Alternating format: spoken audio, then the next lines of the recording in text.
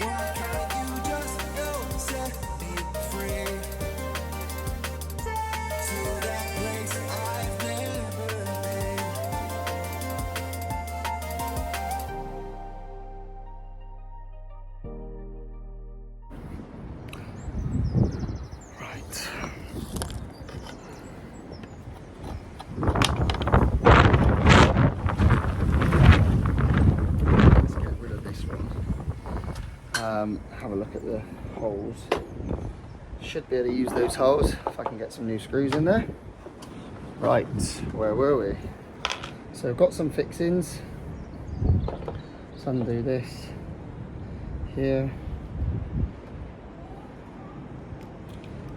There. This one's obviously going to go through the wall, so back through there and then through the wall. Don't know how easy this is going to be. Try it. Quite easy by the feel of it. Lovely. Right. Let's meet you there.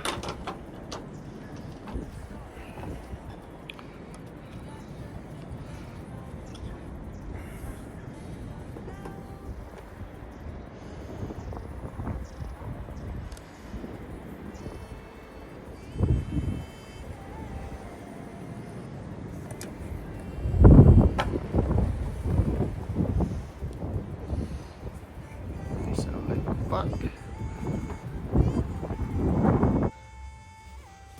Right, as you can see from this setup, the isolation is from the spur. We are turned off at the fuse board, but this switch is being used to isolate the power after this spur, which is not really necessary, but the way it's been done, we don't really have any choice but to put it back as it was. Usually I would either put a blanking plate on there and then maybe leave this as it is, or I would swap this for a unswitched spur and then have this to the right hand side of it. At the moment we're basically having double switching. I mean, it's not a problem, but it's just not the way personally I would usually do it. But we are going to put it back to how it was. It's what they've asked for, so it's what we're going to do. I'm not too sure if that switch works. I know there was a fault before. I'll put this switch on to start with. If it works, we will keep it. If it doesn't, I will replace it. Not a problem at all. I'm swapping out the old screw terminal connector blocks. I'm just going to put some of these Bizline, I don't know if I can say where you go, these Bizline connectors in instead. So that's that. And then I need to cut this flex because it's too long, so I'm going to have to referrule crimp it to terminate it into the back of the switch. So yeah, first things first, let's get our neutral, let's just tidy it up a little bit. Get our neutral in the block. And that's solid. Okay, happy with that. Right, so permanent obviously is going to go into our L1, which is common on this. This is an older switch. Just fix that in, that end's already doubled over, so I'm happy with that. Might need a smaller flathead to tighten this up, maybe not. Right, this spur can actually go back, just get it out of our way. So let's do that to start with. That was just to start with when we were investigating it, just to see what was what. That spur can be fixed back.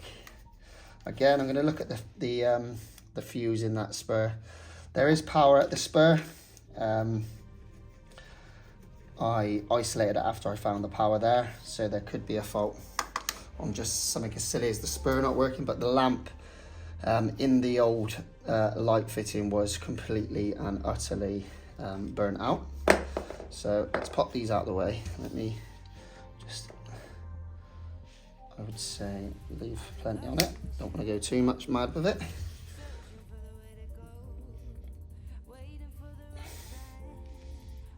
Just nibble away at that flex. Obviously being careful not to nibble too deep.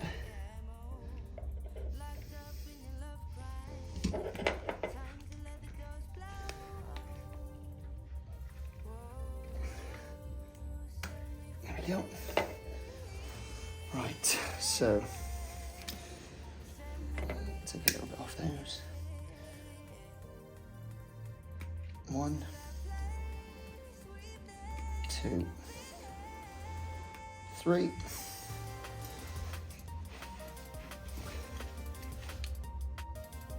Now, the neutral doesn't need to be ferruled because it's going into a connection block like this.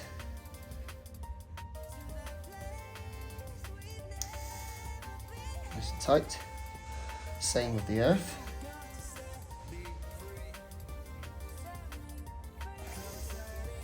If we can get there. Nice and tight. Now obviously with this one does need to be ferruled. Now I'm going to take a tiny little bit more off that. You can always cut it at the end of the ferrule after. And this is one of the smaller ones for this. Oh, he's too big. Okay. I've got 2 different sizes of red ones, so maybe it's that one there. That's the one.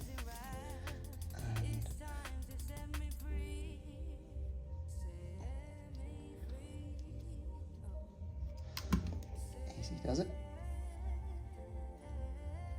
Take off the excess. That's that. Now that will go into our bottom termination, which I need to loosen off slightly. Tighten that up.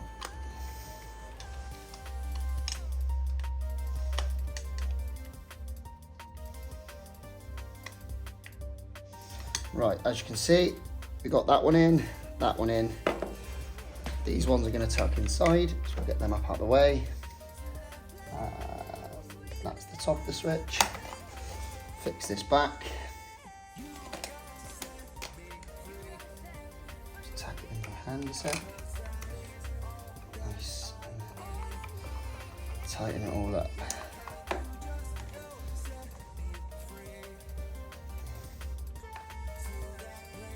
Right, first thing I'm going to do is I'm going to switch these on.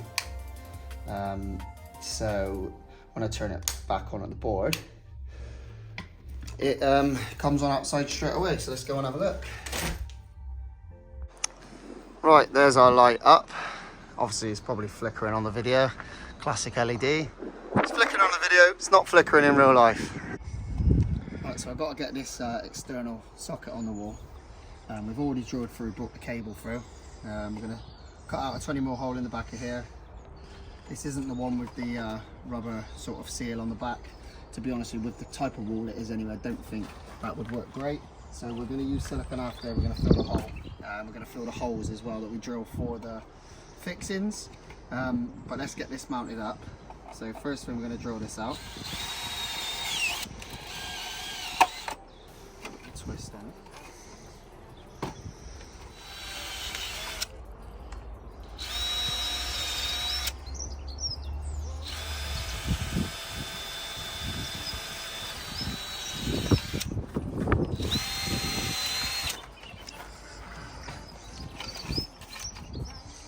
That's our holes drilled anyway. Let's get that up.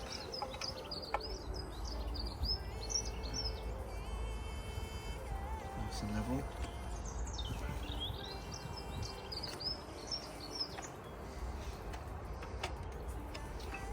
Can't find the marksman anywhere, so I'm using this pen, which is a long tip one.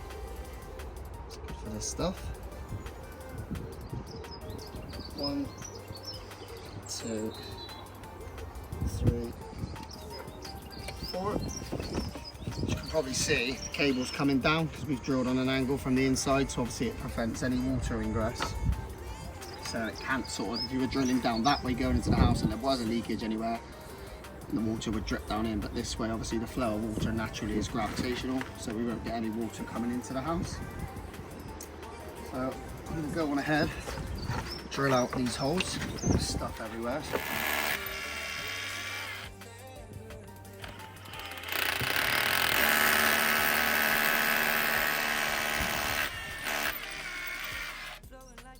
that.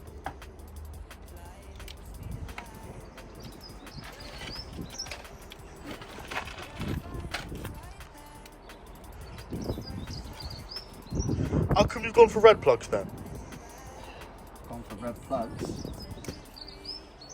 because that is probably the most commonly used plug as an electrician. Not many electricians use brown plugs.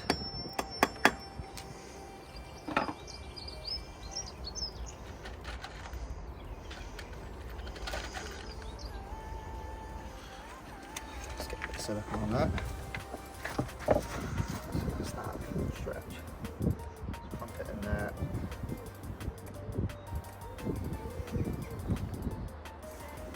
Also want to put some around these fixings for blobs.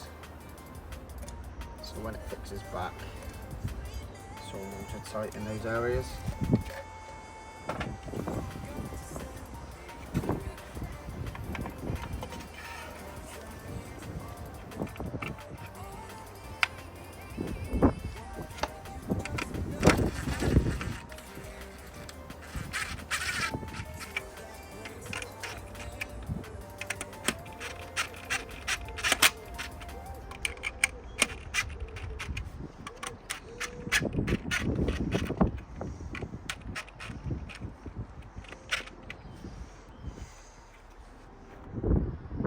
And how important is adding that sill?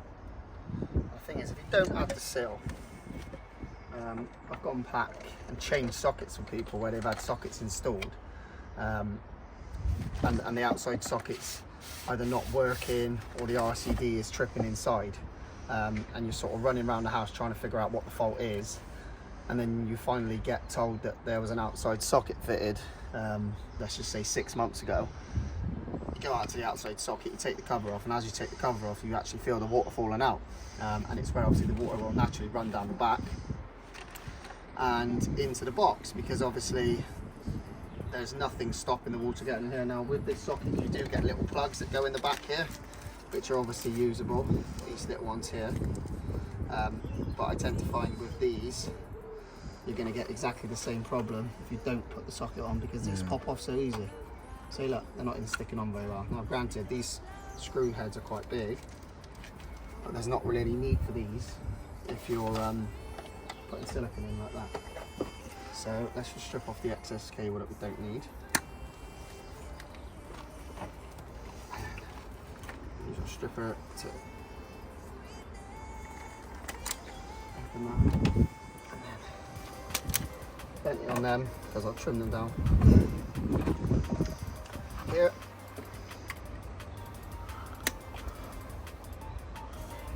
Nice fold. Right, get a little bit of sleeving on there. I always like to thread the sleeving on right up to the sheath, so it's pushed right in so there's no gaps. Do a little fold in it, which indicates where the end of the copper is. Take off the amount that you'd like to strip, and then that gives you the perfect amount that you're going to want to fold over for your earth. That's that one. That's all 3 terminals done. Right, that's that one.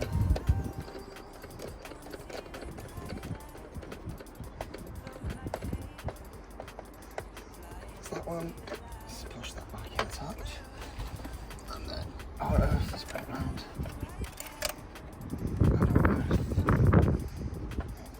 There we go.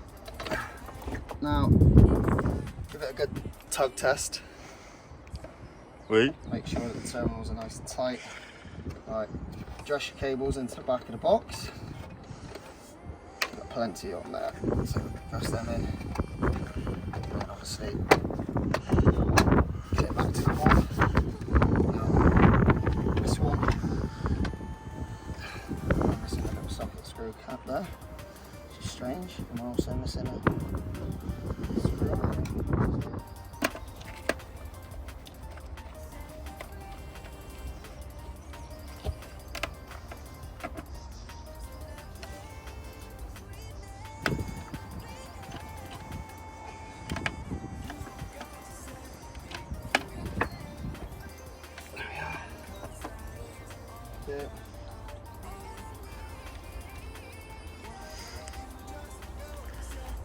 I'll tell you what I've just spotted.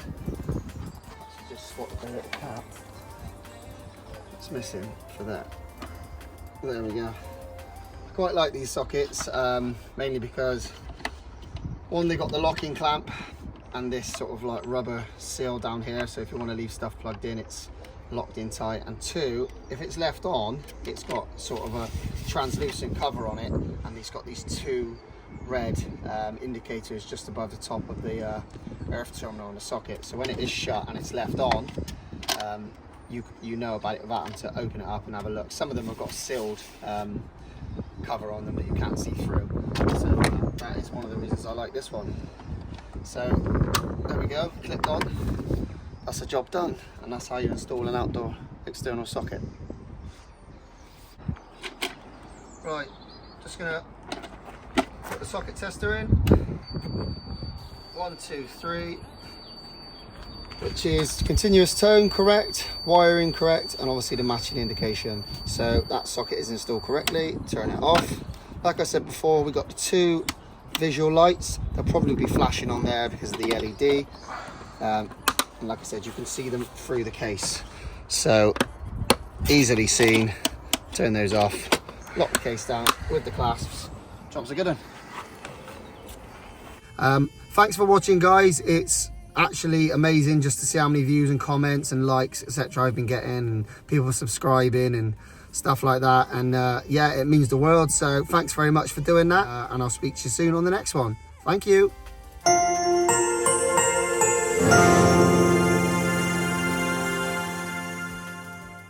Yeah.